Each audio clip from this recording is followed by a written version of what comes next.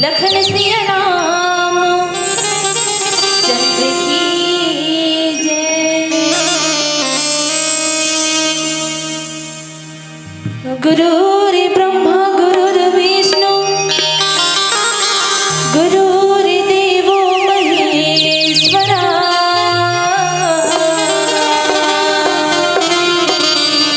गुरुर् साक्षात् परम ब्रह्म तस्मै श्री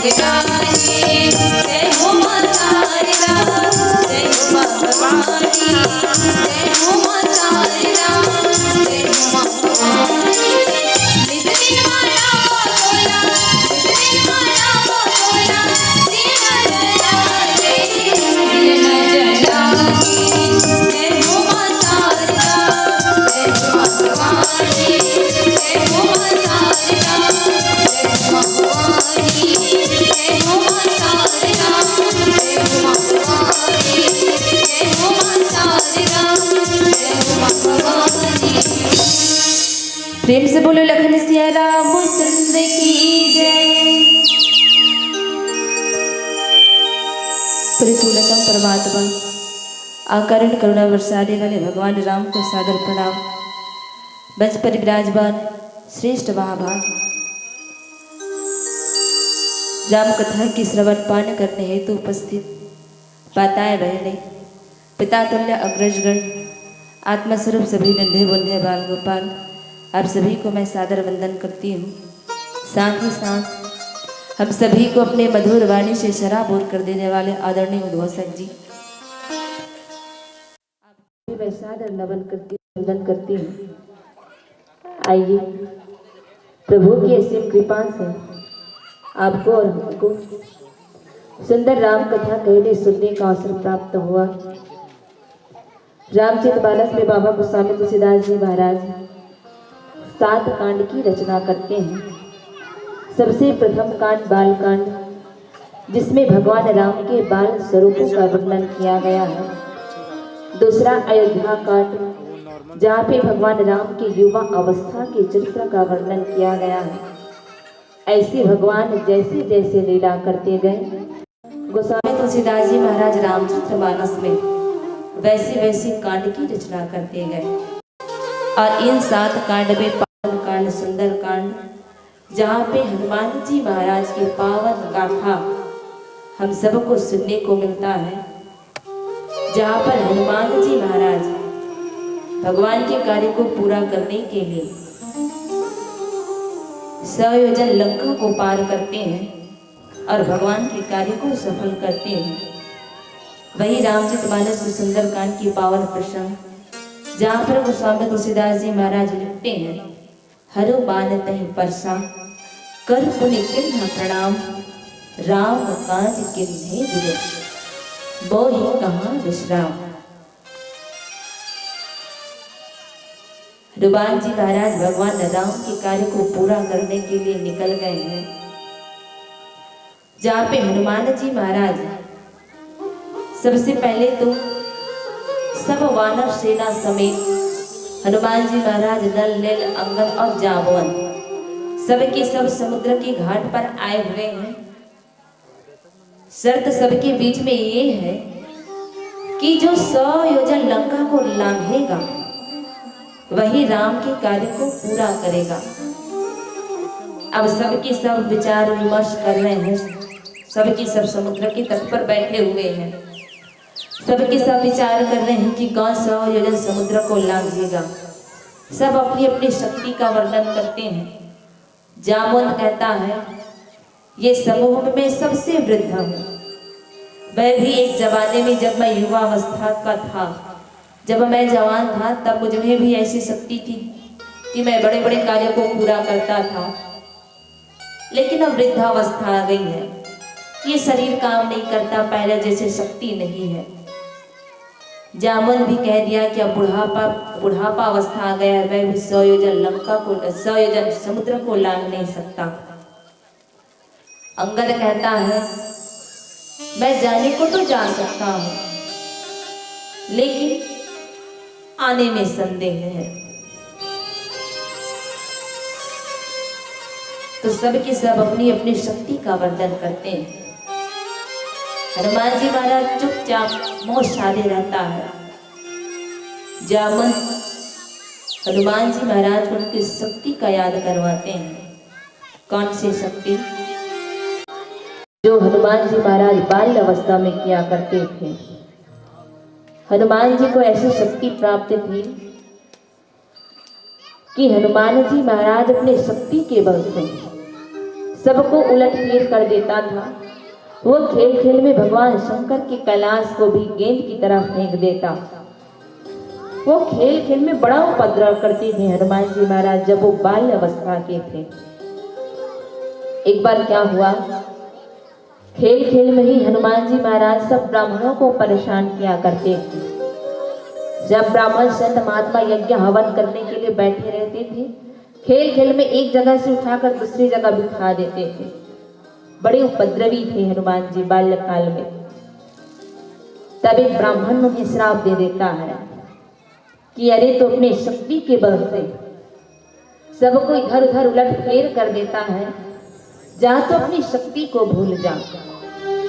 और तुम्हें अपनी शक्ति तब याद आएगी जब कोई तुम्हें तुम्हारी शक्ति का याद करवाएगा, जब कोई तुम्हें तुम्हारी शक्ति का एहसास करवाएगा, तब तुम्हें तुम्हारी शक्ति का पता चलेगा। ऐसे वो ब्राह्मण श्राप दे देता है और वही श्राप के कारण हनुमान जी अपनी शक्ति को भूल गया था।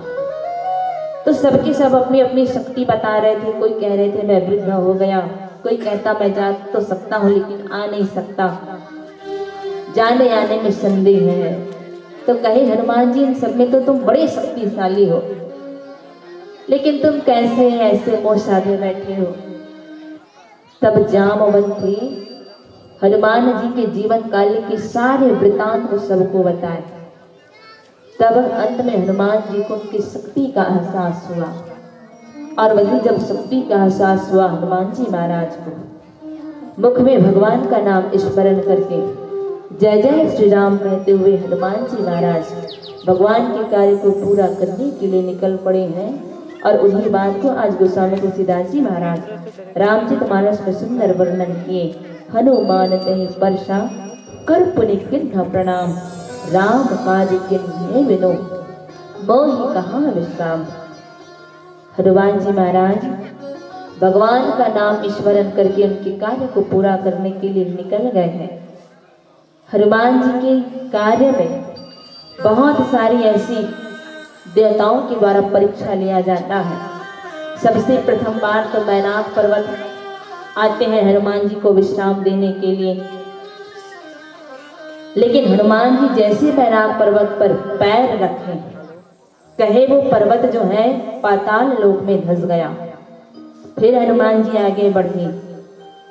सुरसा नाम की एक राक्षसी मिली, अहिनी की माता जो सुरसा नाम की, वो समुद्र में रहते थे। उन्हें भी हनुमान जी की परीक्षा लेने के लिए भेजा गया था। सुरसा थी, कहती है अरे तू कौन है और मुझसे बचकर कहाँ जा रहा है। जो कोई इस मार्ग में आता है सबसे पहले वो मेरा आहार बनता है, तो मुझे ठुकरा कर कहाँ निकलता है, तो मेरा आहार है। जब ऐसी सुरसा कहती है, हनुमान जी कहने लगे कि माता मैं राम के कार्य के लिए निकला हूं और जब तक मैं भगवान के कार्य को पूरा नहीं करूंगा मैं विश्राम नहीं करूंगा। भैया मैं आपको वचन देता हूं, मैं जब भगवान के कार्य को पूरा करके आऊंगा मैं आपके मुख में बैठ जाऊंगा। पर भी वो सुरसा मानती नहीं, कहती है अरे तू मुझसे बचकर जा ही नहीं सकता, यहाँ हर कोई आता है, सब मेरे आहार है। जैसी वो सुरसा अपने मुख को बढ़ाती है, हनुमान जी महाराज अपने स्वरूप को उतना ही छोटा कर लेता है। जितना जितना वो सुरसा नाम की राक्षसी अपने मुख को बढ़ाती है, हनुमान जी महाराज उतना ही अपना स्वरूप को छोटे करते हैं। और उनके मुख से ही हनुमान जी महाराज बाहर निकल गए। तो सुरसा जो थी हनुमान जी के सामने पराजित हो गई। जैसे हनुमान जी महाराज फिर आगे बढ़े, रास्ते में एक फिर राक्षसी आई जो आकाश में उड़ते हुए पक्षियों को, राक्षसों को, या जो कोई आकाश में उड़ता है उनकी छाया को पकड़कर वो खाती है। हनुमान जी महाराज उड़ते हुए भगवान के कार्य को पूरा करने जा रहे थे। 100 योजन समुद्र को लांग रहे थे हनुमान जी महाराज। वो राक्षसी फिर से आई जो आकाश में उड़ते हुए पक्षी की चित्र जब वो समुद्र पर देखती है और वही चित्र को वो पकड़कर खाती है। हनुमान जी महाराज के भी प्रतिबिंब जो है जब पानी पर बना तो वो तस्वीर को वो राक्षसी जो है पकड़ लेती है। लेकिन हनुमान जी पर भगवान की शक्ति थी, भगवान की कृपा थी। वो राक्षसी भी भगवान हनुमान जी से पराजित हो गई। तो ऐसे अनेक देवताओं के द्वारा भेजा गया था कि हनुमान जी बल से, बुद्धि से भगवान के कार्य को पूरा कर सकता है कि नहीं। सब देवतागण के द्वारा परीक्षा लिया गया हनुमान जी महाराज का, लेकिन हनुमान जी महाराज सब परीक्षा में पास हो गए और भगवान का नाम उच्चारण करके पुनः भगवान के कार्य को करने के लिए हनुमान जी महाराज आगे बढ़ते हैं। आइए गोस्वामी तुलसीदास जी महाराज रामचरितमानस में क्या कहते हैं, एक सुंदर भजन के बाद जानते हैं। बोले लक्ष्मी सिया रामचंद्र की जय।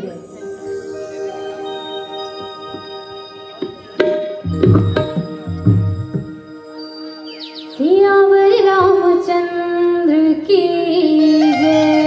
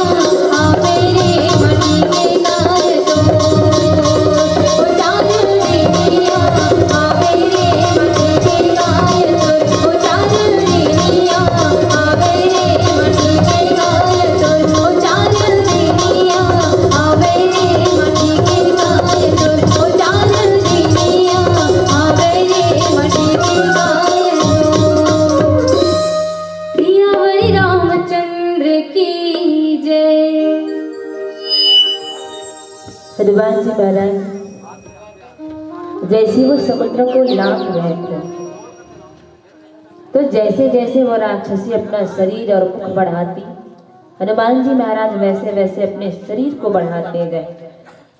उनसे दोगुना हनुमान जी महाराज अपना शरीर बढ़ाते और अंत में वो राक्षसी को मारकर भगवान हनुमान जी लंका को लांघ लिए। तो भगवान शंकर बड़ी सुंदर बात कहते हैं पार्वती से, कहे देवी उमा न कछु कपी का अधिकाय, प्रभु प्रताप जो काल नहीं खाए।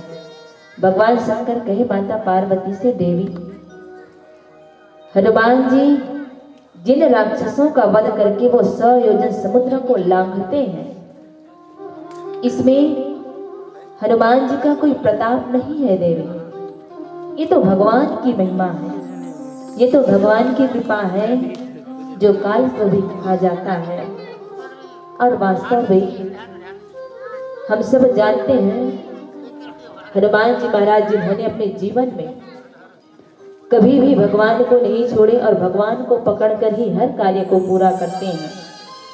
बड़ी बड़ी गाथा हमने सुनी है हनुमान जी महाराज की।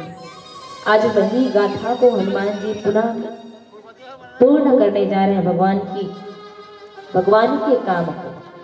लेकिन इसमें हनुमान जी महाराज की कोई प्रताप नहीं है, जो प्रताप है वो भगवान के नाम की बताई गई है।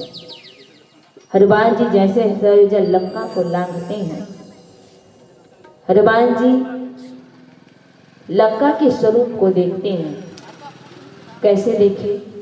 तो गोस्वामी जी ने कहा कि जब हनुमान जी लंका को देखते तो बड़े बड़े सोने के बने परपोटे ऐसा राजमहल जो चारों तरफ से सोने का बना था, चारों तरफ ऐसे देखने में प्रतीत होता मानो हीरा मोती की चमक जो है वो लंका से आ रही हो। मतलब वो लंका ऐसी चमक रही थी जैसे हम सब दिवाली के समय में अपने घरों को सजाए रहते हैं, हर तरह से सजाए रहते हैं हम दिवाली के समय में अपने घर द्वार बार को, वैसे लंकापुरी जो है चमक रही थी। चारों तरफ सोने का बना पर कोटा दरवाजा, बड़े बड़े हाथी घोड़े रथ खच्चर गधे और बड़े बड़े राक्षस। कैसे राक्षस? कहे 52 गज के शरीर वाले राक्षस लंकापुरी में, जो एक मानव से अगर तुलना की जाए तो 4-5 गुना बड़े ऐसे राक्षस 52 गज के शरीर वाले राक्षस लंकापुरी में। हनुमान जी महाराज चारों तरफ लंका नगरी को देखते हैं। अब विचार किए कि मैं कैसे लंका में प्रवेश करूं। क्यों? क्योंकि वहां बड़े बड़े शरीर वाले राक्षस जो पहरेदारी कर रहे थे चारों तरफ। ऐसा भी नहीं कि लंका का एक ही दरवाजा हो, अनेकों दरवाजा लंका में और चारों तरफ बड़े बड़े पहरेदार लगे हुए थे। हनुमान जी सोच रहे हैं कि मैं कैसे नगर में प्रवेश करूं। तब हनुमान जी के मन में विचार आया कि लघु रूप धरकर नगर में प्रवेश करूं।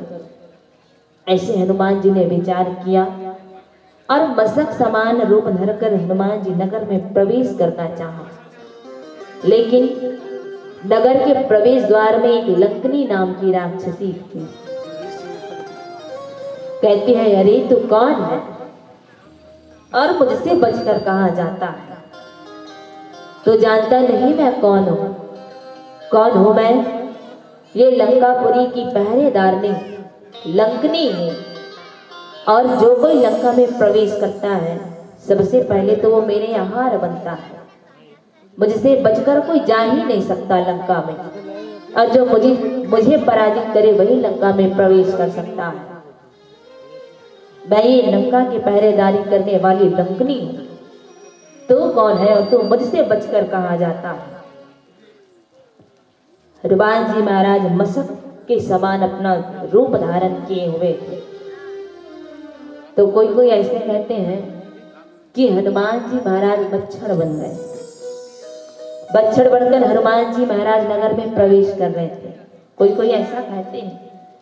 लेकिन देखिए हनुमान जी महाराज मच्छर नहीं बने, कई लोग ऐसा कहते हैं कि हनुमान जी मच्छर बनकर लंका नगरी में प्रवेश किए, और विचारात्मक प्रश्न उठा देते हैं कि हनुमान जी मच्छर बनकर लंका में प्रवेश किए तो भगवान राम के द्वारा दिया गया अंगूठी था, उसको कैसे पकड़ा रहा होगा। विचार करने की बात, मच्छर इतना छोटा होता है, बड़ा ही छोटा, तो अंगूठी को कैसा पकड़ा रहा होगा, ऐसे कई लोग कहते हैं। लेकिन वास्तव में हनुमान जी महाराज मच्छर बने ही नहीं है। मच्छर जितना रूप बनाकर हनुमान जी महाराज, कि मच्छर कितना छोटा होता है, उतना छोटा अपना रूप बना लिया हनुमान जी महाराज। और विचार करने की बात आती है, अब देखिए लंका में 52 गज के शरीर वाले राक्षस रहते थे, बड़े बड़े शरीर वाले। अब भला बताइए, हम जैसे मानव को तो कितना छोटा सा मच्छर काटता है, 52 गज शरीर वाले राक्षस को इतना छोटा मच्छर थोड़ी ना काटेगा। उनको भी काटने वाला मच्छर कम से कम बिल्ली जितना बड़ा तो रहता होगा। तो देखिए ऐसा 52 गज के शरीर वाले वहां राक्षस रहते थे। हनुमान जी मच्छर नहीं बने, बल्कि मसक जितना छोटा वो रूप धारण करके लंका में प्रवेश कर रहे थे। लंकनी कहती है, मूर्ख तो मुझसे बचकर कहाँ जाता है, यहाँ जो कोई आता है सब मेरे हार है। हनुमान जी महाराज एक ठोसा मारी लंकनी को, लंकनी जो है खून की उल्टी करते हुए पृथ्वी पर गिर पड़ी। जितना छोटा समझ रही थी लंकनी, उतना छोटा है नहीं हनुमान जी। पहले तो मच्छर की जितना छोटा अपना रूप धारण किए, लेकिन लंकनी के रूप को जब हनुमान जी महाराज देखे तो लंकनी से भी चौगुना रूप बनाते हैं। बहुत बड़ा विशाल रूप हनुमान जी महाराज बनाए और एक ठोसा मारे गदा से हनुमान जी, लंकनी जो है पृथ्वी पर खून की उल्टी करते हुए गिर पड़ी। लंकनी को अब वो बात याद आ गई जो बात ब्रह्मा जी वरदान दे रहे थे रावण, कुंभकर्ण और विभीषण को। उस समय एक बात बताए थे ब्रह्मा जी, कारण बताए थे राक्षसों का विनाश होने का। लंकनी को वो बात याद आ जाती है। कौन सी बात? जिस समय रावण, कुंभकर्ण और विभीषण भगवान ब्रह्मा की कठोर तप कर रहे थे, कई साल कठोर तप किए तीनों भाई। भगवान ब्रह्मा प्रसन्न हो गए तीनों भाई के तपस्या से। सबसे पहले भगवान ब्रह्मा रावण के पास गए, कहे बेटा तो बड़ा तप किया है, जो चाहे वरदान मांगना है मांग लो। रावण वरदान मांगते हैं भगवान ब्रह्मा से, कहे कि ब्रह्मदेव मुझे संसार में अमर होने का वरदान दीजिए, मैं संसार में अमर रहूं, मुझे ऐसा वरदान चाहिए। भगवान ब्रह्मा कहे रावण, ये पृथ्वी लोक में जो कोई जन्म लेता है उनको मरना ही होता है, तो कहता है संसार में अमर रहूं, ऐसा असंभव है। क्योंकि जो जन्म लेता है, जो जीव, चाहे मनुष्य हो, चाहे दानव हो, चाहे मानव हो, चाहे नर हो, चाहे गंधर्व हो, चाहे किंकर हो, कोई भी जीव जिनका पृथ्वी में जन्म होता है वो जन्म के साथ मरण को लेकर आता है। जिनका जन्म होता है उनका मृत्यु अवश्य ही निश्चित है। तो कहता है संसार में अमर रहूं, कोई दूसरा वरदान मांग। फिर रावण दूसरा वरदान मांगा, कहे ब्रह्मदेव मुझे संसार में मनुष्य और बानर को छोड़ किसी के हाथ से न मरूं, ऐसा वरदान चाहिए। भगवान ब्रह्मा ये वरदान को वरदान दे दिए, वचन दे दिए रावण को। फिर ब्रह्मा जी कुंभकर्ण के पास गए, कहे बेटा तुम्हें क्या वरदान चाहिए, तुम भी मांगो। कुंभकर्ण था, कहता है हे ब्रह्मदेव मैं संसार में बस खाता रहूं, एक दिन सो, ऐसा वरदान चाहिए। भगवान ब्रह्मा सोचने लगा कि अगर सब देवतागण सोचने लगे, अगर भगवान ब्रह्मा कुंभकर्ण को ऐसा वरदान दे दिए कि ये संसार में खाता रहेगा, एक दिन सोएगा, तो संसार में तो अनाज की कमी हो जाएगी। यही खाता रहेगा तो बाकी का क्या होगा। सब देवतागण सरस्वती को भेजे, कहे कि देवी आप जाइए, कुंभकर्ण के मति को फेरिए। अगर ये ब्रह्मा जी से ऐसा वरदान मांग लिया तो संसार में बाकी लोगों का क्या होगा। तब मां सरस्वती आई, कुंभकर्ण के मति को फेर दी। कुंभकर्ण ये सोच रहा है कि मैं भगवान ब्रह्मा से खाने का वरदान मांग रहा हूं, एक दिन सोने का। लेकिन मां सरस्वती जब कुंभकर्ण के मति फेर देती है, वो वरदान उल्टा हो गया। कह देता है कि ब्रह्मदेव, मैं 6 माह तक सोता रहूं, एक दिन खाऊं, ऐसा वरदान चाहिए। तो देखिए मां सरस्वती, जहां जहां हम मां सरस्वती को बुद्धिदायिनी कहते हैं, मां बुद्धि भी देती है, लेकिन समय जब पड़ता है ना, तब वो मति को भी फेर देती है। देवतागण के द्वारा 2 जगह पे मां सरस्वती को भेजा गया है। एक बार और भेजा गया जब भगवान राम को 14 वर्ष का वनवास होने वाला था। जिस समय भगवान को राजगद्दी पे राजा बनाने वाले थे महाराज दशरथ, केवल राजवंश का समय बाकी था। प्रातः काल होती ही राम को राजा बना देने वाले थे पूरे अवध के वासी और महाराज दशरथ। सब देवतागण विचार करने लगे, अगर कल भगवान राम राजा बन गए तो हम सबका क्या होगा। भगवान ने सबको वरदान दिया है कि सबके आश्रम में जाकर सबको सुख दूंगा। भगवान ने वरदान दिया है सब देवताओं को कि आप सब देवता पृथ्वी लोक में वानर सेना बन के रहिए, मैं आप सबके पास आऊंगा, सबको सुख दूंगा, सबके दुख पीड़ा को हरूंगा। वरदान भगवान ने वरदान दिया है, अगर भगवान राजा बन गए तो हम सबका क्या होगा। कहीं ना कहीं भगवान को वनवास जाना ही होगा। तो इसके लिए सब देवतागण मां सरस्वती को भेजे। मां सरस्वती ही थी जो मंथरा के मति को फेर देती है, और मंथरा के द्वारा मैं कैकेयी के माध्यम से भगवान राम को 14 वर्ष का वनवास हुआ। और ये दूसरी बार जब कुंभकर्ण भगवान ब्रह्मा से वरदान मांगता है कि मैं 6 माह तक खाता रहूं, एक दिन सोऊं, तब भी मां सरस्वती कुंभकर्ण के मति को फेर देती है। तो कुंभकर्ण का वरदान उल्टा हो गया, कहे कि ब्रह्मदेव, मैं 6 माह तक सोता रहूं और एक दिन खाऊं, ऐसा कुंभकर्ण वरदान मांगे। भगवान ब्रह्मा फिर विभीषण के पास गए, कहे बेटा तुम्हें क्या वरदान चाहिए, तुम भी मांगो। तो विभीषण कहे, हे ब्रह्मदेव, मुझे सब भगवान के चरणों में प्रीति हो, मुझे ऐसा वरदान चाहिए कि मेरा मन जो है भगवान को कभी भी ना छोड़े, भगवान के चरणों के प्रति मेरा प्रेम जो है बढ़ता रहे, ऐसा मुझे वरदान चाहिए। तो विभीषण ने ऐसा वरदान मांगा और तीनों भाई को भगवान ब्रह्मा जो है वरदान दे गए। तो उसी समय जाते जाते मार्ग में लंकनी को भी एक उपाय बता दिए थे कि जिस दिन तुम किसी वानर के हाथ से विकल हो जाएगी, जिस दिन कोई वानर के हाथ से तो पराजित हो जाएगी, उस दिन जान लेना कि पूरी राक्षसों की सेना का, पूरे रावण का नाश हो जाएगा। यही लक्षण है कि जिस दिन तुझे कोई भगवान का दूत मिलेगा और वानर के हाथ से तुम हाथ हो जाएगी, उस दिन ये लक्षण जान लेना कि रावणों का नाश जो है, रावण की सेना का नाश जो है, लंकापुरी का नाश अवश्य होगा। और आज उसी बात को लंकनी जो है याद कर रही है कि मुझे भगवान ब्रह्मा ने जाते जाते ये संकेत बता दिया था कि कोई जब भगवान का दूत मिलेगा और मैं कोई वानर के हाथ से प्रघात हो जाऊंगी, उस दिन रावण का नाश हो जाएगा। तो आज यही बात को लंकनी हनुमान जी के जब धूसा पड़ती है, तब लंकनी को वो बात याद आ रही है। आइए गोस्वामी तुलसीदास जी महाराज क्या कहते हैं, एक सुंदर भजन के बाद जानते हैं। बोले लक्ष्मी से रावचंद्र की जय।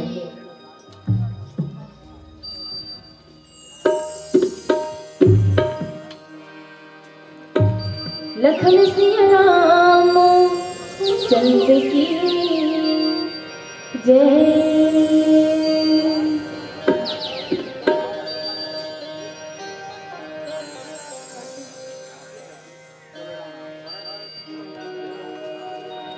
प्रेम से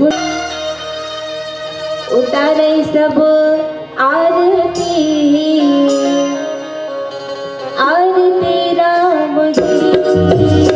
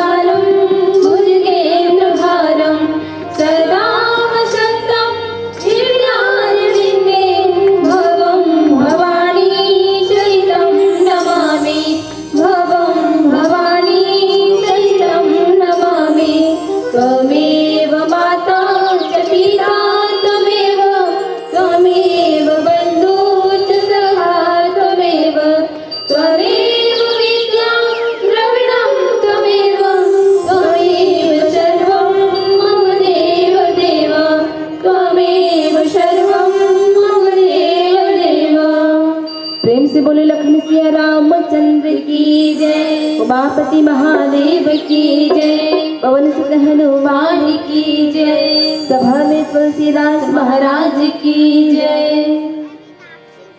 ओम यानी कानी जपा पाणी ज्ञातन ज्ञातन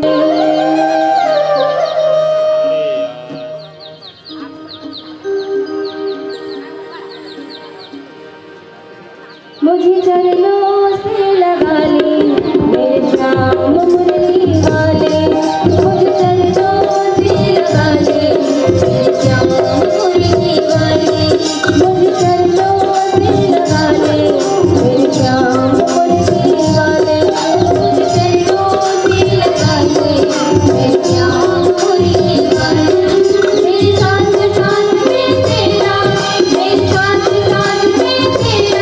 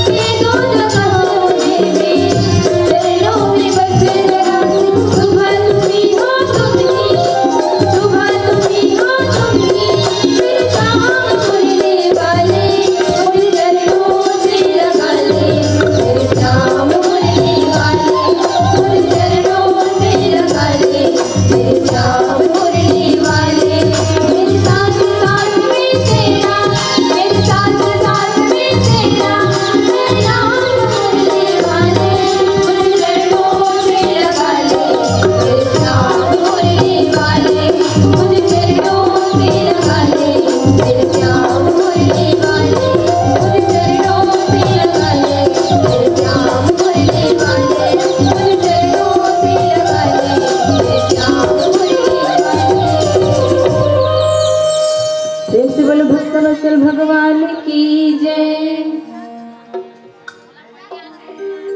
हरिवाल जी महाराज जैसे मिलती है लंकनी से, लंकनी जब हनुमान जी महाराज के हाथ से प्रभात हो जाती है, ब्रह्मा जी द्वारा दिया गया वरदान को याद करती है और एक सुंदर सा बेला, सुंदर सा अवसर हनुमान जी और लंकनी के बीच में होता है। गोस्वामी तुलसीदास जी महाराज कहे, तात स्वर्ग अपवर्ग सुख धरई तुला एक अंग तोलन ताहि सकल मिले जो सुख लाओ सतसंग। तब लंकनी जो है कहती है कि तात मेरा जीवन आज सफल हो गया, जो मुझे आप जैसे संत के दर्शन हो गए, जो मुझे आप जैसे भक्त के दर्शन हो गए और आपसे मिलकर आज मुझे सत्संग हो गया। ऐसे लंकनी जो है अपने जीवन कुछ सराहती है। गोस्वामी तुलसीदास जी महाराज रामचरितमानस में सुंदर से उदाहरण दिए। कहे कि सत्संग का सुख जो है स्वर्ग से बढ़कर कहा गया। कहे कि स्वर्ग के सुख को तराजू की एक ओर रखा जाए और सत्संग के सुख को तराजू की दूसरी ओर रखा जाए तो जो सत्संग का सुख है वो स्वर्ग के सुख से बड़ा हो जाएगा। ऐसे कहा गया है। तो कैसे? सत्संग क्या? तो आज जो हम सब कर रहे हैं यही तो सत्संग है। राधा भक्ति में हम सबको सत्संग के बारे में सुनने को मिलता है, जहाँ भगवान राम के द्वारा माता सबरी को 9 प्रकार की भक्ति बताई गई। सबसे प्रथम भक्ति में लिखा गया सत्संग। तो भगवान के द्वारा जो 9 प्रकार की भक्ति बताई गई, कोई भी भक्ति को प्रथम भक्ति में लिख देना था, लेकिन सत्संग को ही प्रथम भक्ति में क्यों अंकित किया गोस्वामी तुलसीदास जी महाराज? भगवान ने सत्संग को ही प्रथम भक्ति में क्यों कहा? प्रथम भक्ति संतर कर संगा। प्रथम भक्ति में सत्संग को क्यों कहा गया? तो वो इसलिए, जैसे आज हम सब बच्चे पढ़ने लिखने जाते हैं स्कूल में, और हर पढ़ने लिखने वाला इंसान ये सोच के पढ़ाई कर रहा है कि एक दिन मुझे बड़ा होकर शिक्षित इंसान बनना है। सब के सब ये सोचकर पढ़ लिख रहे हैं कि एक दिन मैं पढ़ लिख कर शिक्षक बनूंगा, एक दिन पढ़ लिख कर मैं डॉक्टर बनूंगा, एक दिन पढ़ लिख कर मैं वकील बनूंगा, एक दिन पढ़ लिख कर मैं इंजीनियर बनूंगा। हर पढ़ने वाला यही सोचकर पढ़ रहा है कि पढ़ लिख कर एक दिन मैं नौकरी करूंगा। कोई ये सोचकर नहीं पढ़ रहा है कि मैं इतना पढ़ लिख कर खेती किसानी का काम कमाऊंगा।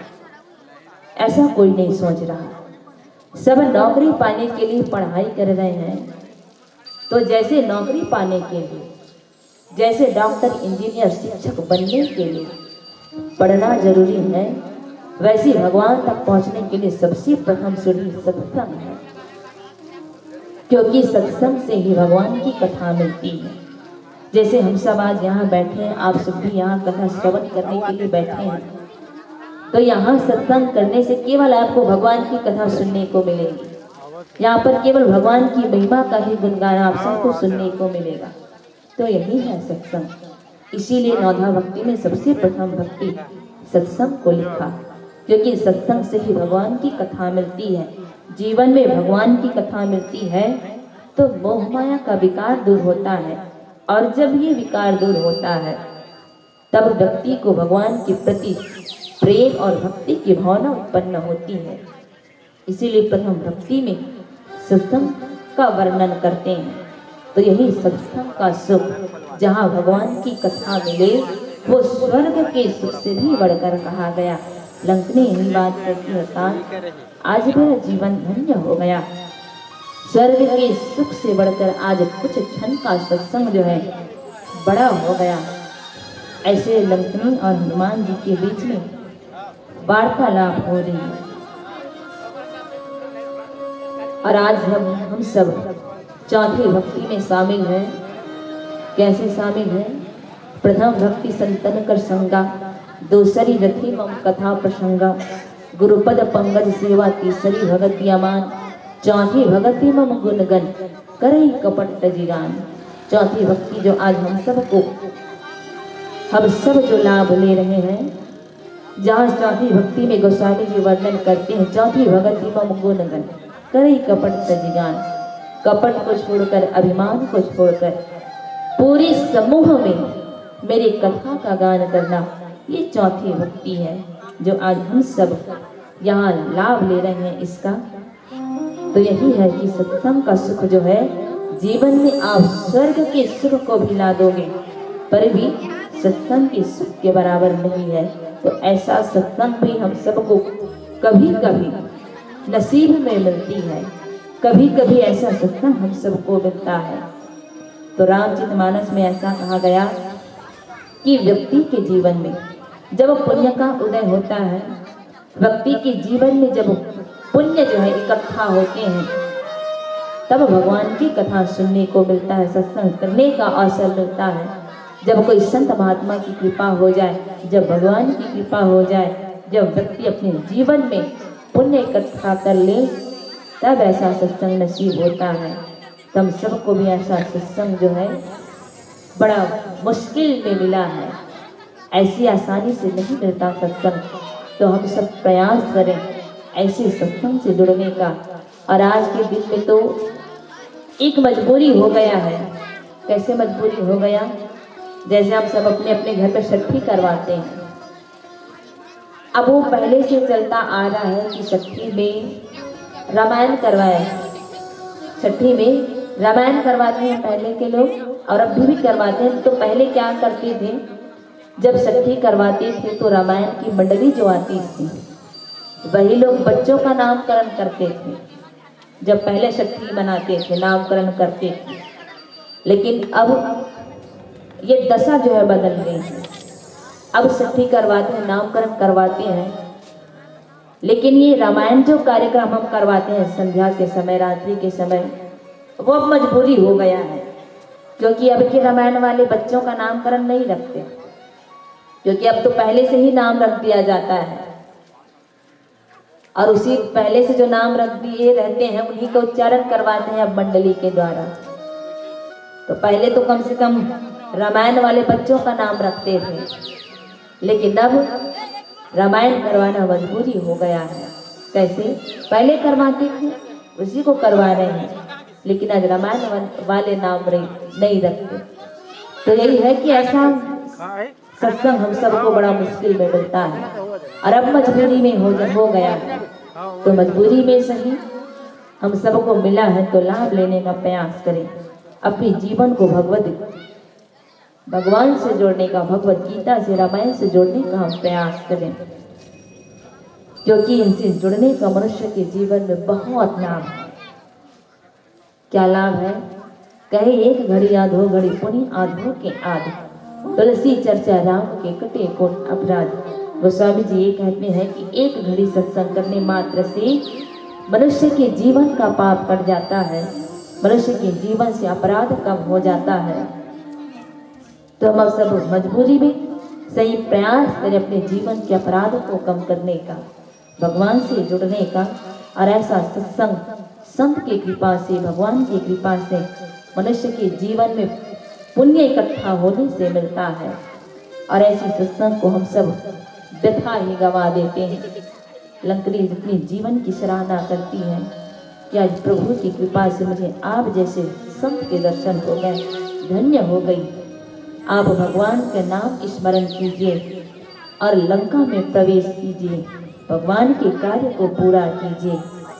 ऐसे लंकनी जो है हनुमान से कहती है, कहे प्रवेश नगर कीजिए सब काजा, हृदय राखी को सतपुर राजा। आप हृदय में भगवान का नाम स्मरण करके लंका में प्रवेश करिए। और हनुमान जी महाराज पुनः भगवान का नाम स्मरण करके लंका में प्रवेश करते हैं। तो गोस्वामी जी ने कहा कि जिस पर भगवान की कृपा होती है उनके लिए जीवन में शत्रु भी मित्र हो जाते हैं, जहर भी अमृत हो जाता है, अग्नि भी शीतलता हो जाती है, दुख भी सुख में बदल जाता है जिस पर भगवान की कृपा होती है। और भक्तों में शिरोमणि भगवान के परम भक्त में से तो एक हनुमान जी, जो केवल भगवान के नाम से ही जाने जाते हैं, जिनके जीवन, जिनका कार्य, जिनका तन, जिनका मन सब कुछ केवल भगवान में समर्पित है। आइए हनुमान जी महाराज भगवान के नाम को स्मरण करके भगवान के कार्य को कैसे पूरा करते हैं, एक सुंदर भजन के बाद जानते हैं। बोले लखन से रामचंद्र की जय।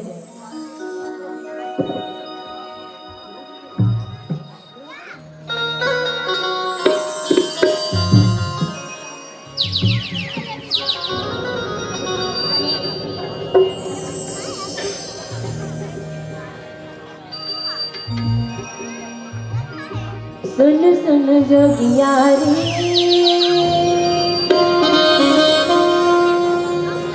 बड़े अजनित हावे दुनिया रे।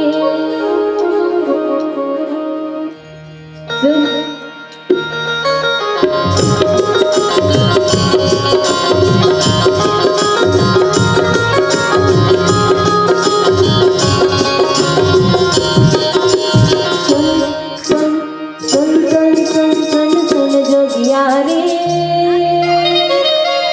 बढ़िया चरित्र हवेलिया सुन जोगिया रे बढ़िया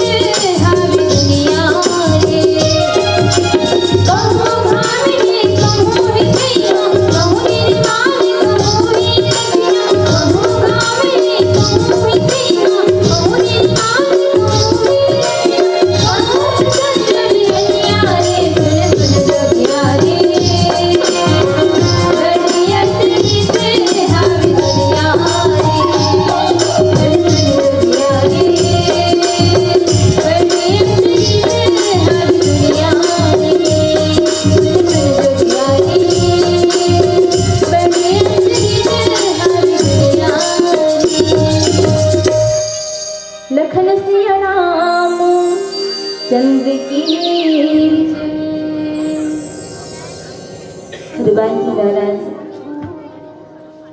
हृदय में भगवान राम का स्मरण करके आगे लंकापुरी में प्रवेश करते हैं। संत ने कहा, गोस्वामी तुलसीदास जी महाराज कहे कि जो जीवन में भगवान का नाम स्मरण करते हैं उनका हर कार्य पूरा होता है। और भगवान राम के परम भक्त में से भगवान हनुमान जी एक है, जिनकी बड़ी बड़ी गाथा हमने सुनी है।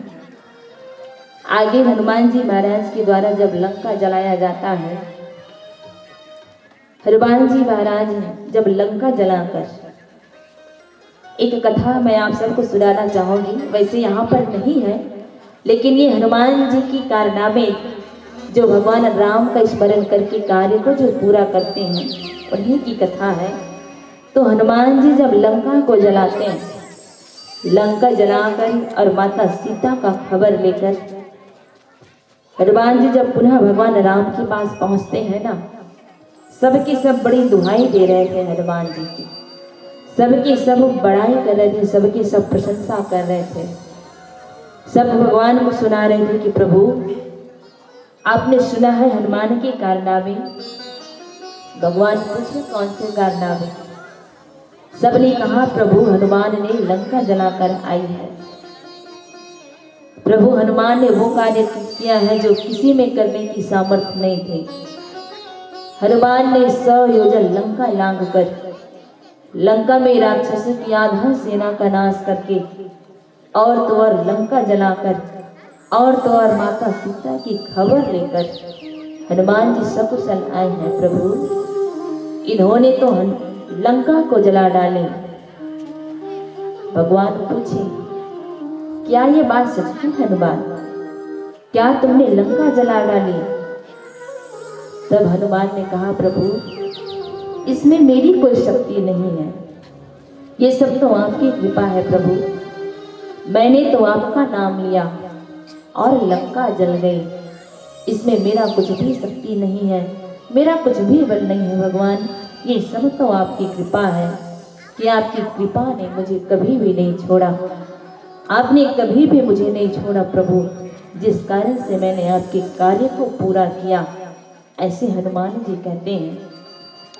और जब अयोध्या भगवान का वापस होना होता है, भगवान जब 14 साल वनवास के बाद अयोध्या वापस लौटते हैं, तो सब के सब जो 14 साल भगवान को मिले थे, अनेक वानर सेना, सुग्रीव जी, हनुमान जी, विभीषण जी, केवट भैया, जो 14 साल वनवास में भगवान जिन जिन लोगों से मिले सबको लेकर गए थे। जब भगवान 14 साल बाद वापस अयोध्या गए तो सबको सब प्रेम पूर्वक भेंट दे रहे थे।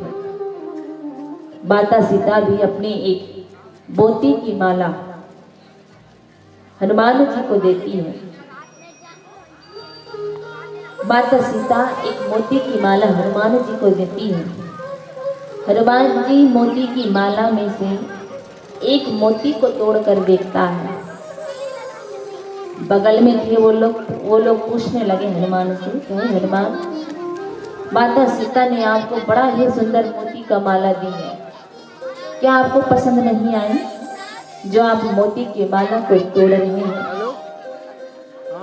हनुमान जी बड़ा सुंदर सा उत्तर देते हैं, कहे मैं देखना चाहता हूँ कि ये मोती की माला बड़ी चमक रही है, इसमें क्या विशेष गुण है, किस कारण से ये मोती की माला इतनी चमक रही है?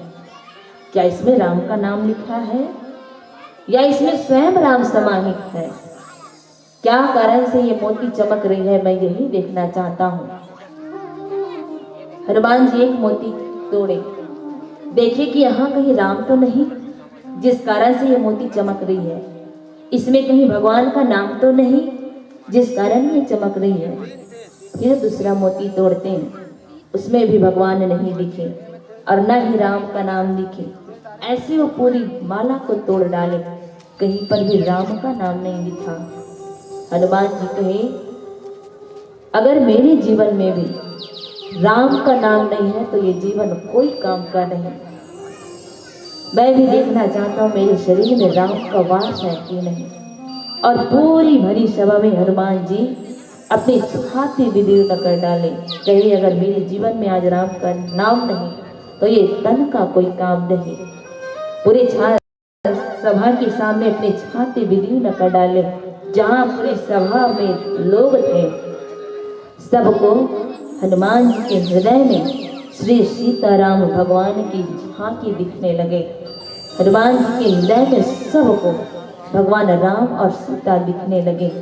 ऐसे हनुमान जी जिनके अंग अंग में भगवान का नाम समाहित है, जिनके जीवन में स्वयं भगवान श्री सीताराम का वास है। तो हनुमान जी यही कहे कि मेरे जीवन में राम है तभी ये जीवन काम का है, राम नहीं है तो ये जीवन कोई काम का नहीं। ऐसे हनुमान जी परम भक्त भगवान के, जो सब कुछ केवल भगवान पर समर्पित कर डाले।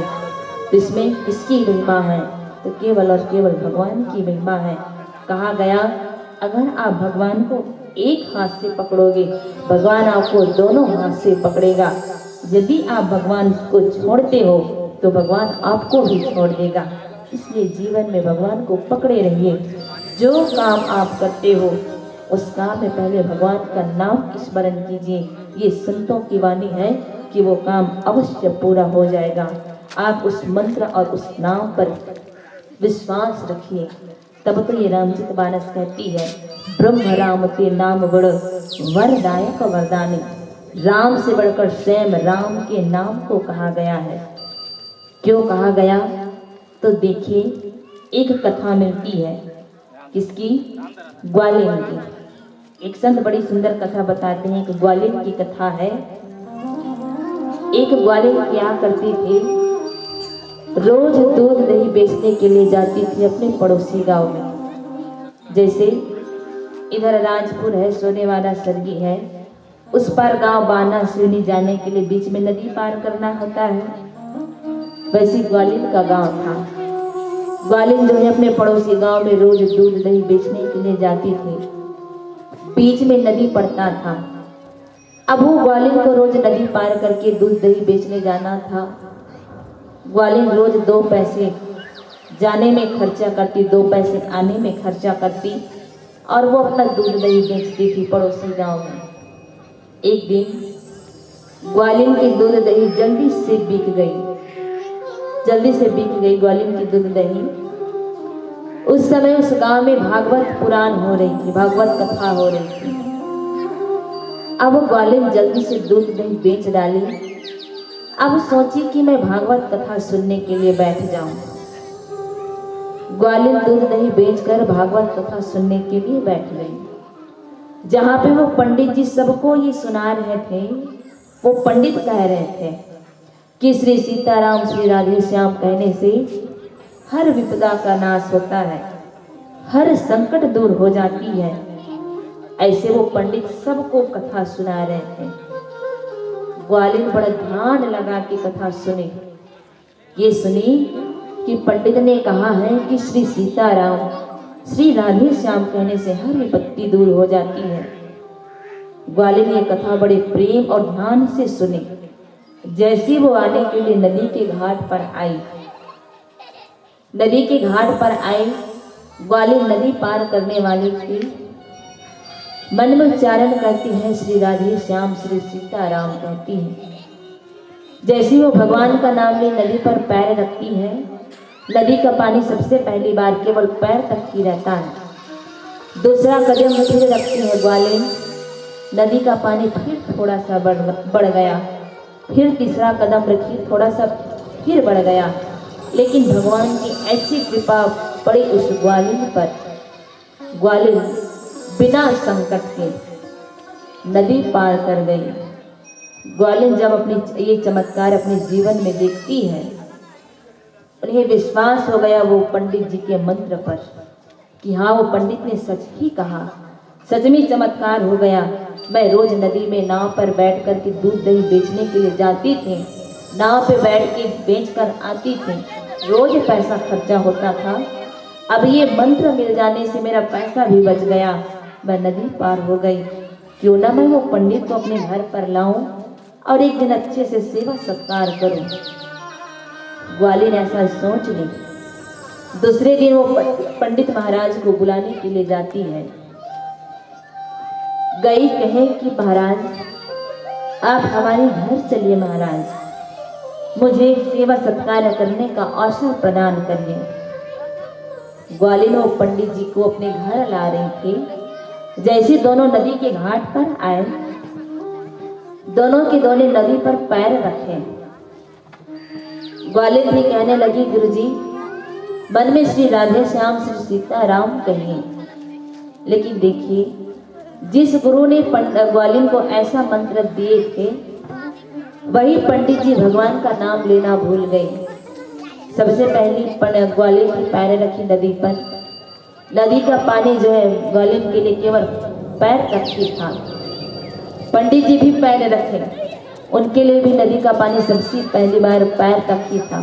फिर दूसरी कदम रखते हैं, पंडित जी के लिए नदी का पानी थोड़ा सा बढ़ गया।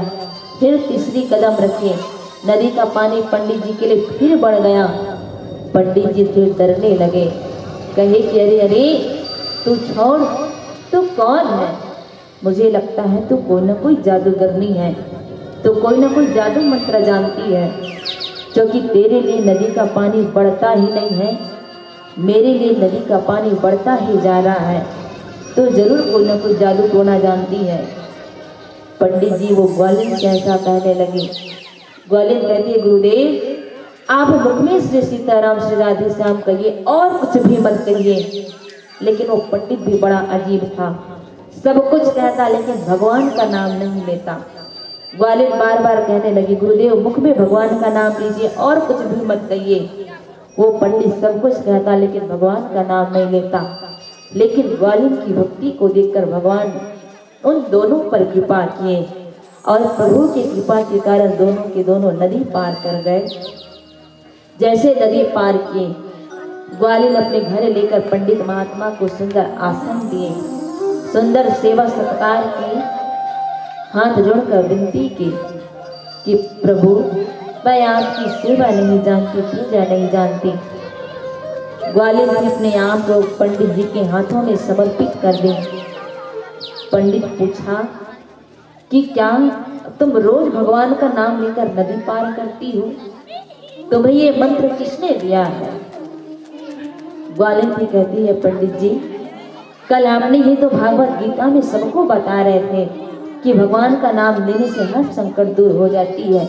मैंने वही बात पर विश्वास किया, मैंने वही मंत्र को मन से उच्चारण की और भगवान की कृपा पड़ी कि मैं नदी पार कर गई।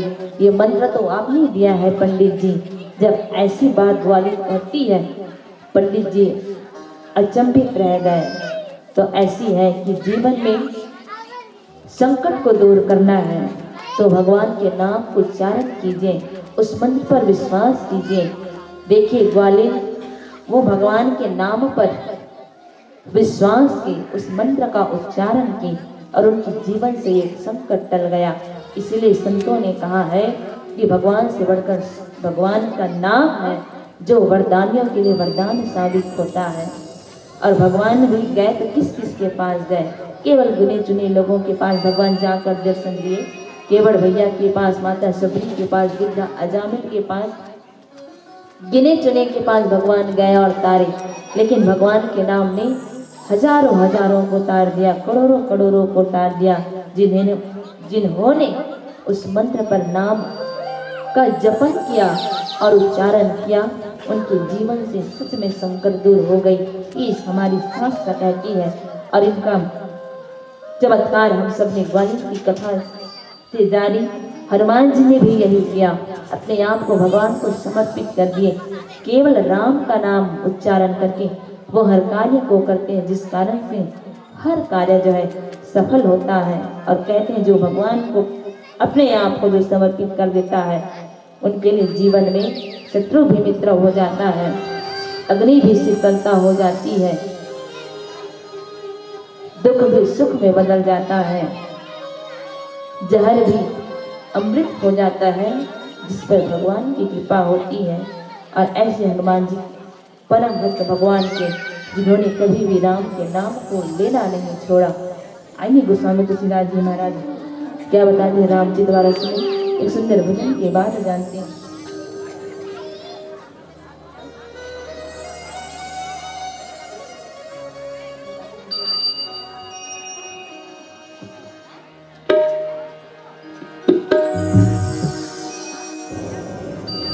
सियावर रामचंद्र की जय।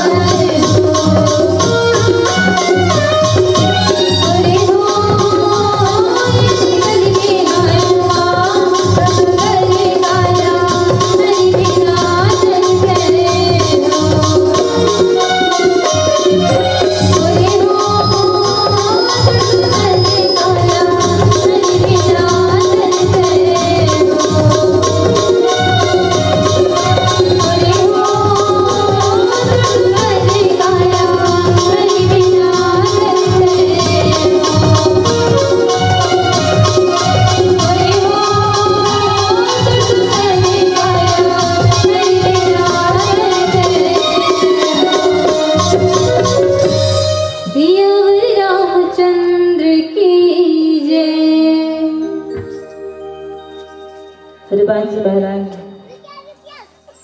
अब भगवान का नाम स्मरण करके लंका में प्रवेश करते हैं। चारों तरफ घूम फिर कर देखते हैं कि कहाँ पर रावण जो है माता सीता को रखा है।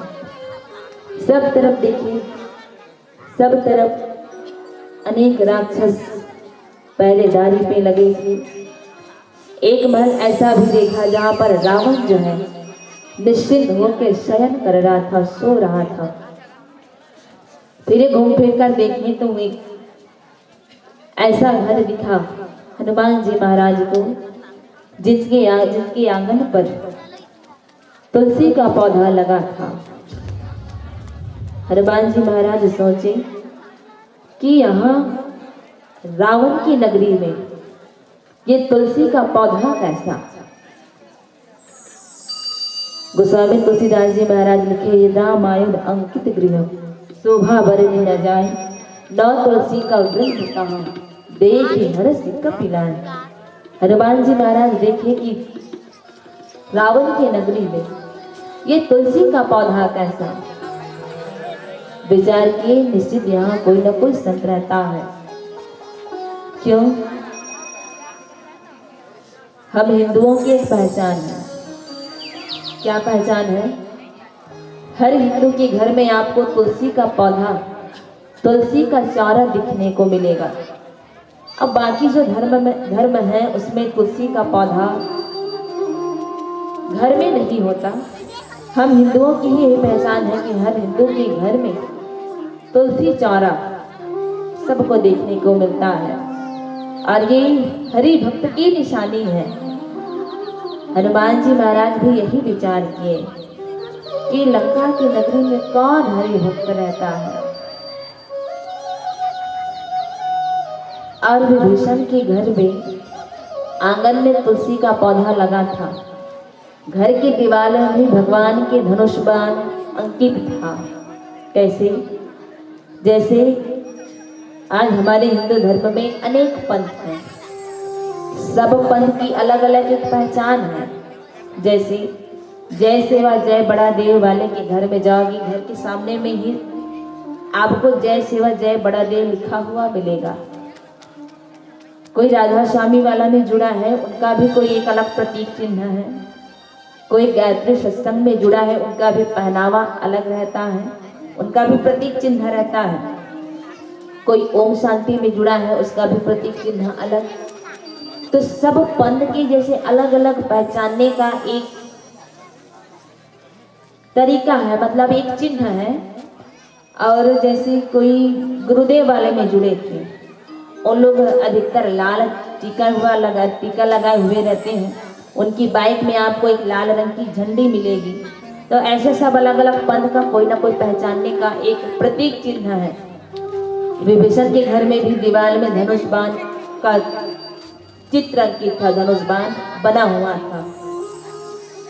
हनुमान जी सोचे कि निश्चित यहाँ कोई हरि भक्त रहता है, तभी तो धनुष बाण का चित्र जो ये दीवार पर बना हुआ है और आंगन में तुलसी का पौधा है। जाकर पता लगाया जाए। वो विचार भी कर रहे थे कि लंका नगरी में ऐसा कौन हरि भक्त रह सकता है, लेकिन ये चारा तुलसी का चारा है और भगवान के धनुष बाण अंकित है, तो निश्चित यहाँ कोई हरि भक्त रहता है। तो जाकर पता लगाऊं, ऐसा हनुमान जी विचार किए। और पता लगाने के लिए विभीषण के घर में जब हनुमान जी का आगमन होता है, हनुमान जी महाराज ब्राह्मण का वेश बना लिए। वो ब्राह्मण का वेश इसलिए बनाते हैं, रामायण ये कहती है कि ब्राह्मण से कोई काम की हानि नहीं होती, ब्राह्मणों से काज की हानि नहीं होती। अगर कोई ब्राह्मण से कुछ गलती भी हो जाए तो वो गलती नहीं माना जाएगा, ये शास्त्र कहती है। तो हम सबको 4 वर्ण में बांटा गया है। तो सबसे उत्तम वर्ण ब्राह्मण, जिनके द्वारा आज हर देव कार्य संपन्न होता है। तो ब्राह्मणों को ये सामर्थ्य मिला है कि ब्राह्मणों से अगर कोई काम भी गलती हो जाए तो वो गलती नहीं माना जाएगा। इसलिए हनुमान जी ने ब्राह्मण का वेश धारण किया कि अगर मुझसे कुछ गलती भी हो जाए तो वो गलती की गिनती में नहीं आएगा। और ऐसे हनुमान जी ब्राह्मण का वेश धारण करके विभीषण जी से मिलना चाह रहे हैं। विभीषण जी महाराज उसी समय राम का नाम उच्चारण करते हुए जागे। जैसे विभीषण जी राम का नाम उच्चारण करके जागे, विभीषण जी पूछते हैं कि हे ब्राह्मण देव, आप कौन हो जो मुझे दर्शन दे रहे हो? क्या आप हरि भक्त में से कोई हो या स्वयं आप भगवान हैं जो मुझे आज दर्शन दे रहे हो? हे ब्राह्मण देव, किस कारण से आपका आगमन मेरे घर पर हुआ है? ऐसे विभीषण जी महाराज हाथ जोड़कर हनुमान जी से पूछने लगा। हनुमान जी थे सब कथा को बताते हैं, और जो वो ब्राह्मण का वेश धारण किए थे उनसे वो मुक्त हो जाते हैं। कहे कि हे विभीषण जी, मैं पवन का पुत्र हनुमान हूँ। ऐसे हनुमान जी अपनी सारी वृत्तांत विभीषण जी को बताते हैं। हनुमान जी विभीषण से पूछे कि आप कौन हो और आप इस लंका नगरी में किस प्रकार से रहते हैं? विभीषण ने कहा, हनुमान जी, मैं रावण का भाई विभीषण हूँ। मैं यहाँ उसी प्रकार रहता हूँ जैसे दांतों के बीच में कौन रहती है? जीभ रहती है। ऊपर भी दांत, नीचे भी दांत। अगर कुछ हड़बड़ी या गड़बड़ी हो जाए तो ये दांत जो है जीभ को काट देती है। वैसे ही विभीषण जी महाराज अपना रहनी बताए। कहे कि हनुमान जी, मैं यहाँ उसी प्रकार रहता हूँ जैसे दांतों के बीच में जीभ रहती है। हनुमान जी और विभीषण जी महाराज के बीच में सुंदर वार्तालाप हो रही है। तो हनुमान जी जब विभीषण जी से पूछे तो विभीषण जी महाराज भगवान के भक्त निकले। विभीषण जी पूछते हैं कि हनुमान, आप कहते हो कि आप भगवान के भक्त हो, आप भगवान के दूत हो। आपसे मैं पूछता हूँ, क्या मुझे भगवान कभी अपने शरण में लेंगे? क्या भगवान कभी मुझ पर कृपा करेंगे? विभीषण जी की लालसा है भगवान की दर्शन करने की। वो पूछ रहे हैं भगवान की पहली हालचाल कि भगवान मुझे अपनी शरण में लेंगे कि नहीं, क्या भगवान मुझ पर कृपा करेंगे? हनुमान जी ने कहा, विभीषण, भगवान ऐसी है कैसी है, जो भी भगवान की शरण में जाता है भगवान सबको शरणागति देते हैं। अब मुझको ही देख लो, मैं तो जाति का वानर हूँ, और जो सुबह सुबह उड़ते वक्त मुख से वानर का नाम ले दे उनको दिन भर भोजन नसीब नहीं होता। ऐसे में वानर का जात जिसको भगवान ने अपने शरण में रखे, आप क्यों नहीं रखेंगे विभीषण जी? भगवान कृपालु हैं, भगवान दयालु हैं, भगवान हर अपराध क्षमा कर कर सबको शरणागति लेते हैं, सबको शरणागति देते हैं। भगवान कृपालु है, दयालु है, भगवान जरूर आपको शरण में लेंगे, भगवान जरूर आप पर कृपा करेंगे। ऐसे विभीषण जी हनुमान के बीच में वार्तालाप होती है। अंत में हनुमान ने पूछा, विभीषण जी, मैं यहाँ भगवान के कार्य को पूरा करने के लिए आया हूँ। भगवान ने मुझे ये कहकर भेजा है कि जाओ और सीता का पता लगाकर आना, और वही काम को पूरा करने के लिए मैं यहाँ आया हूँ। आप मुझे इतना बता दो कि रावण माता सीता को इस लंका में कहाँ पर रखा है? विभीषण जी कहे कि हनुमान, आप इस लंका में अशोक वाटिका जाइए। अशोक वाटिका में नीम के वृक्ष के नीचे माता सीता बैठी है, वहीं पर रावण माता सीता को रखा है। ऐसे विभीषण जी हनुमान जी महाराज को माता सीता का पता बताए। तो देखिए विभीषण जी, रावण और कुंभकर्ण, ये भी रावण का भाई ही है विभीषण, लेकिन विभीषण भगवान का भक्त कैसे हो गया? रावण और कुंभकर्ण दोनों राक्षस कैसे हो गए? एक ही कुल में जन्म लेने वाले हैं तीनों भाई, लेकिन दोनों राक्षस प्रवृत्ति के हो गए, और विभीषण जी हरि भक्त कैसे हो गया? तो रावण को श्राप मिला था क्या श्राप? तो प्रताप भानु की कथा मिलती है। प्रताप भानु नाम का एक राजा था, बड़ा ही प्रतापी, बड़ा ही बुद्धि वाला, बड़ा ही बलशाली,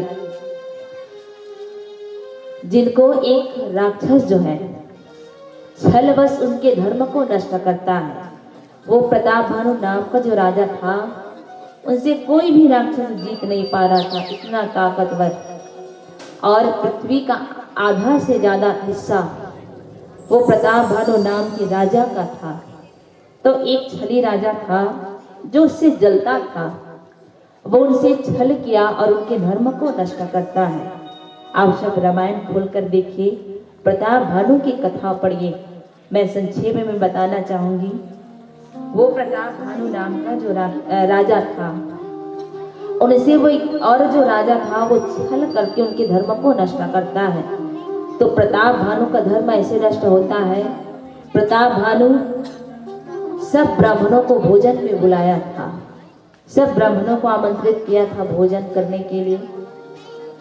सब ब्राह्मण जो है प्रताप भानु का आमंत्रण पाकर उनके राजमहल में भोजन के लिए आए थे, लेकिन वो छलिया जो है छलवश अनेक मांस जो है उस भोजन में रखे थे। अनेक जीव जंतु का मांस जो है वो ब्राह्मणों को दिया जाने वाला था। तभी आकाशवाणी होती है, कहते हैं कि हे ब्राह्मणों, आप सब ये भोजन ना करिए, इन भोजन में गौ माता का मांस मिला हुआ है, इन भोजन में ब्राह्मणों का मांस मिला हुआ है, आप सब ये भोजन ना करिए। ऐसे ब्रह्मा और आकाशवाणी होती है। सब ब्राह्मणों ब्रह्मवाणी सुनकर प्रताप भानु को श्राप दे दिए। कहे, अरे मूर्ख राजा, आज तो सब ब्राह्मणों को भोजन में आमंत्रित करके सब ब्राह्मणों का धर्म नष्ट करने वाला था, तो सब ब्राह्मणों को गौ माता का मांस भोजन में परोसने वाला था। अरे जा, तू 3 जन्म तक राक्षस हो जा, राक्षस कुल में तेरा जन्म हो। ऐसे ब्राह्मणों के द्वारा श्राप मिला प्रताप भानु राजा को, और वही राजा 3 कल्प तक राक्षस के कुल में जन्म लेता है। तो वो प्रताप भानु नाम की जो राजा था, उनका एक भाई था अहिवर्धन, ये कुंभकर्ण बनता है, और उनका एक मंत्री था धर्मरुचि नाम का, जो केवल धर्म का पालन करने वाला और पहले से ही भगवान की भक्ति में उनके लालसा थी। तो उनका मंत्री जो था धर्मरुचि नाम का, वही उनका भाई विभीषण बनता है, और उनका जो भाई था अहिवर्धन, वही जो है विभीषण बनता है। तो ये दोनों भाई 3 जन्म तक राक्षस कुल में जन्म लेता है। एक जन्म रावण और कुंभकर्ण के रूप में मिलता है। एक कल्प में यही दोनों भाई हिरण्यकश्यप और हिरण्याक्ष बनते हैं, और एक कल्प और होता है जहाँ पर ये दोनों भाई पुनः राक्षस का शरीर पाता है। तो ऐसे रावण कुंभकर्ण दोनों भाई को 3 कल्प तक राक्षस कुल में जन्म लेने का श्राप मिला, और ये श्राप के कारण ही 3 कल्प तक राक्षस कुल में जन्म लेता है। और उनका धर्मरुचि नाम का जो मंत्री था, वही विभीषण बनता है, जिनको राक्षस कुल में जन्म लेने के बाद भी केवल भगवान के प्रति उनकी लगन थी, भगवान के प्रति उनका प्रेम था। ऐसे तीनों भाई त्रेता युग में रावण और विभीषण, जो भगवान राम के से युद्ध करते हुए जिनका देह छूटता है, और विभीषण जो भगवान की शरण में जाता है, इसलिए उनके प्राण बच जाते हैं। बाकी जिन्होंने राम को छोड़ा, राम से द्रोह की, राम से विद्रोह रखा, उनका नाश हो गया। हम सब जानते हैं रामायण की कथा, इसमें केवल राम और रावण की कथा है। जानते हैं हम सब भगवान ने क्या काम किया और रावण ने कैसा चरित्र को किया। एक तरह से रावण के सगुन को देखा जाए तो रावण हर प्रकार से वेद शास्त्रों पुराण का ज्ञाता, लेकिन वो अधर्म का काम क्या किया। सगुन काम ये है कि वो हर प्रकार से ज्ञाता था, पंडित था, और तो और ब्राह्मण कुल में जन्म लेने वाला रावण लेकिन प्रवृत्ति से राक्षस हो गया। तो श्राप के कारण रावण को राक्षस का देह मिला। रावण ये अधर्म कर बैठा कि पराई स्त्री को हर के ले आया। और इसको भी अगर सगुन दृष्टि से देखा जाए तो रावण की इसमें गलती ही नहीं है। भगवान को संसार में लीला करना है, भगवान को संसार में सब भक्तों के दुख को हर कर सुख लाना है, भगवान को अधर्म को नष्ट करके धर्म लाना है। राम और रावण की तो एक कथा बन गई कि रावण जैसा जो कर्म करेगा उसको वैसा ही दंड मिलेगा। नहीं तो रावण की अगर हम सद्गुणों की गिनती करें तो रावण तो वो रावण ही नहीं है जो इस कलयुग में रावण है। वो रावण भी जब सीता को हर के ले गया तो हाथ जोड़ के विनती किया था, प्रार्थना की थी। जब वो सीता को हर के ले गया कहे कि हे भगवान, हे माता, आप मेरे कल्याण के लिए मेरे साथ चलिए। अगर आप जाएंगे तो आपके साथ भगवान आएंगे, भगवान आएंगे तो मेरे साथ मेरे कुल का कल्याण हो जाएगा। ऐसे जब रावण सीता को हर के ले गया था, हरने से पहले विनती करके ले गया कि आप चलिए माता, आप जाएंगे तो आपके पीछे पीछे भगवान आएंगे। और जिस सीता को रावण हर के ले गया वो तो वास्तव में सीता है ही नहीं, वो तो केवल माता सीता की प्रतिबिंब थी, प्रतिमूर्ति थी। देखो, जिस समय रावण ये योजना बनाए कि मैं सीता को हरूंगा, मारीच के पास गया, मामा मारीच आप मेरा एक काम कीजिए, मैं सीता को हरना चाहता हूँ, उसमें आप सोने का हिरण बनिए। रावण योजना बनाए सीता हरण का। उससे पहले योजना माता सीता और भगवान राम ने बना ली थी। कौन से समय? जब भगवान राम माता सीता के साथ पंचवटी में निवास कर रहे थे, लक्ष्मण भैया और सीता के साथ। लक्ष्मण भैया लकड़ी लाने के लिए गए थे। जैसी वो लकड़ी लाने के लिए गए थे, इधर राम और माता सीता थे। कहे भगवान राम थे, देखो सीता, हम जिस कारण इस वन में आए हैं वो काम को हमें पूरा करना है। जिस काम के लिए हम ये वन आए हैं वो काम को पूरा करने का समय आ गया। देवी, आप अपने शरीर को अग्नि में रख दीजिए और केवल प्रतिबिंब को रखिए। तब माता सीता जो है अपने असली रूप को अग्नि में रखी थी और केवल अपना प्रतिबिंब छोड़ दी थी। तो रावण की योजना बनाने से पहले भगवान राम ने योजना बनानी थी। और रावण ये योजना बनाई बाबा मारीच के साथ कि बाबा मारीच, आप सीता हरण में मेरा सहयोग कीजिए, आप सोने का हिरण बनिए, राम को लुभाइए, मैं सीता को हरण करूंगा।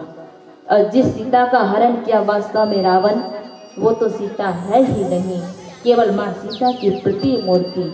और शास्त्र ये कहती है, अगर कोई पर पुरुष पतिव्रता स्त्री को स्पर्श करेगा ना, वो जल जाएगा। ऐसा हमारा शास्त्र कहता है कि पतिव्रता नारी को पर पुरुष दिगा नहीं सकता। और पतिव्रता नारी माता सीता, भला उसको कोई स्पर्श कर सकता है?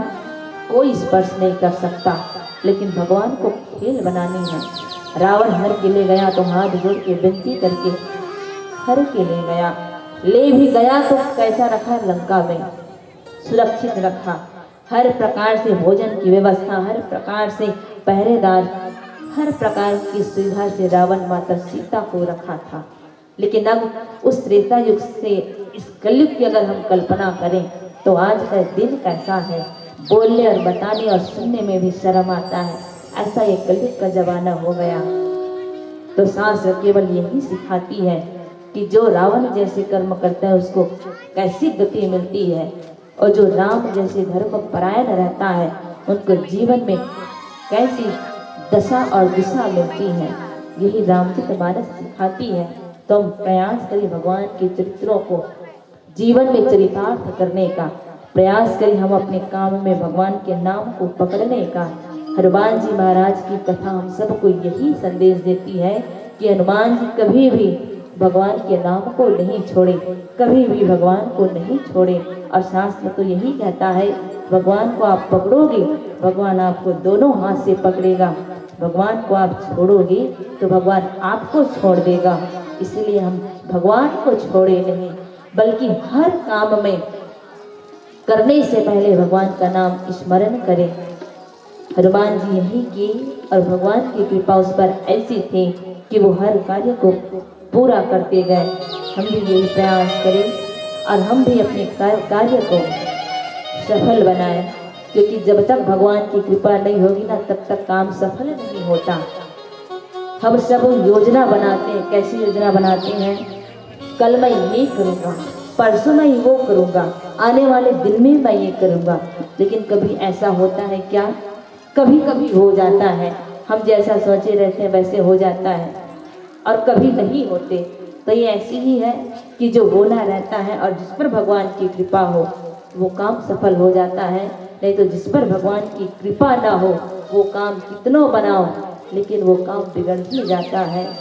इसीलिए भगवान को कभी भी मत छोड़िए, ये शास्त्र कहती है। तो आइए मैं अनुरोध करूं आयोजक समिति से,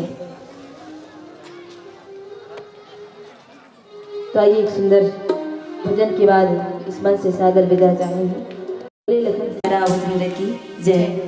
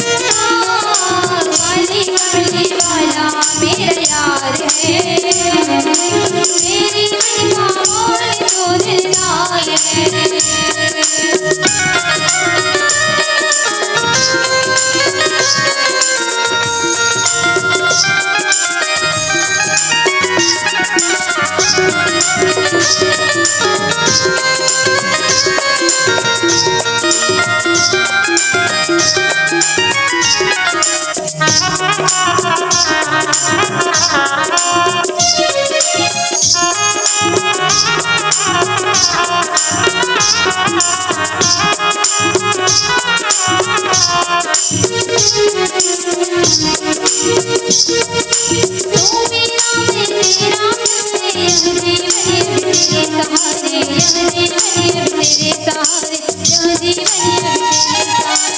तू मेरा मैं तेरा प्यारे, यह जीवन अब तेरे सहारे, यह जीवन अब तेरे सहारे, यह जीवन अब तेरे सहारे। आज तेरे इस जीवन का पतवार है, आज तेरे इस जीवन का पतवार है।